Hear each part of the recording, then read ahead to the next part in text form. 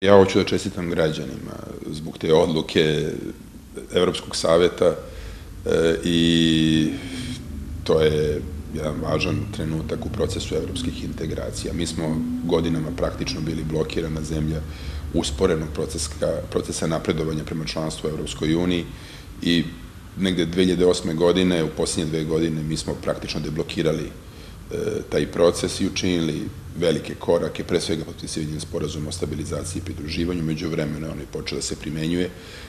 Zemlje Evropske unije ga ratifikuju.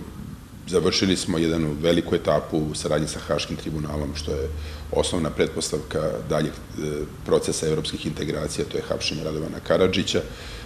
Tu moramo da dovršimo čitav proces do kraja i hapšenjem Ratka Mladića i Gorana Hadžića i to je pred nama. S druge strane, došli smo do ukidanja viza.